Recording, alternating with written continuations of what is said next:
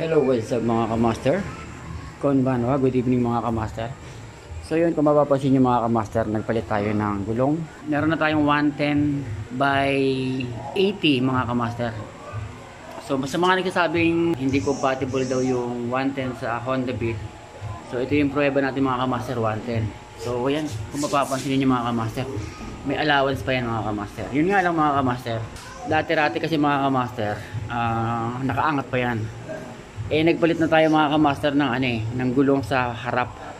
So ginawa ko na siyang 90-90. Dating 80-90 yata ito. 80-90 yata. Oo. So nagpalit tayo ng 90-90 para bumalance mga kamaster. Ayan. Kung mapapansin niyo mga kamaster, pantay na siya mga kamaster. Kasi nung nagpalit tayo ng 110 by 80, para nakasubsub siya mga kamaster, mataas yung likod. So nung nagpalit ako ng 90-90 mga kamaster, ayan, balance na siya mga kamaster. Naging bulky yung datingan niya mga kamaster. Alam mo yun, yung parang makapal na, parang makapal na yung gulong, malapad. Ayan. So ang front natin mga kamaster is 90-90 by 14 and 110 by 110 by 80. So match yung 90-90 sa 110 mga kamaster. Kung mapapansin nyo mga kamaster, ayan, diretso-diretso. So maganda yung riding position mo dyan mga kamaster. Compare dati na ang pinalitan ko lang yung likod.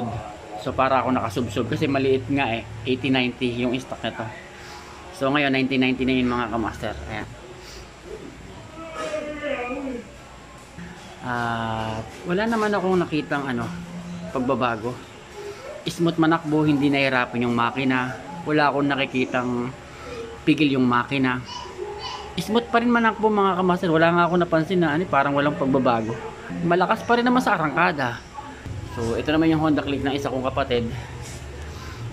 Bagong palit na rin tong gulong niya So Michelin yung tatak ng kanyang gulong. 90-90 yung kanyang yung kanyang hulihan. Ayan, 90-90 by 14. Ayan, and then yung harap niya,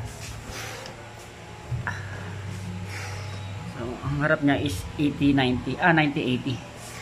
So parang stock pa din ito mga kamaster. Ginamit pa rin niya yung stock tire niya, pero palit na siya ng Michelin. And then pero syempre ito yung kong mga kamaster na gustuhan ko gusto ko yung malapad yung gulong.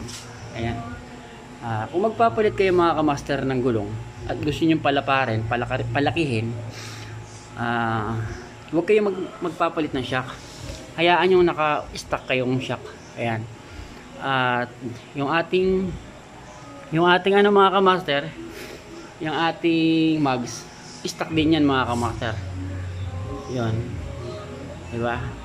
Wala akong ginalaw dyan mga kamaster. Yung panggilid ko, stock pa rin yan. Hindi ko ginagalaw yan. Smooth pa rin manakbo. So yan. So ganun din yung harapan mga kamaster. Ayan. 90-90 mga kamaster, malapad na yan. Ayan, may allowance pa yun mga kamaster. May allowance. Yung sabi nila na kapag nalubak ka, baka sumaya daw dito. Kasi kapag nag-bounce yun mga kamaster, itong shock, hindi naman sasama ito Kumbaga pag nag-bounce ito, kasama din ito Kumbaga naglalaro lang yan pero hindi yan sasayad. So hanggang dito na mga kamaster. Sa mga gustong magpalaki ng gulong dyan, huwag kayong mangamba. Sakto yung 110 sa hulihan at sakto yung 90-90 sa harapan. May nakita nga ako 100 by 80 yung harap, tapos yung likod 120 by 80. So Honda Beat yun, basta stock yung shock mga kamaster. Pero depende sa inyo yan. Pero para sa akin, okay na sa akin yung 110 by 80. Tama, 110 by 80 and then 90-90 kasi balance yung tayo ng motor.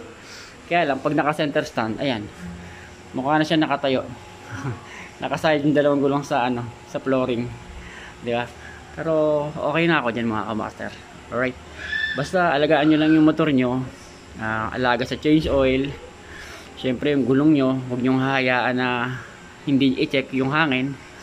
So dapat lagi nyo tine-check kapag medyo malambot na, pahanginin nyo na agad, di ba? So yun. Alright, so hanggang dito na lang mga kamaster. Ride safe tayo mga kamaster. So yun, bye bye. ang vlogger. Master J, kuyang vlogger. Master J, maaasahan. Araw-araw maghahatid ng kasiyahan.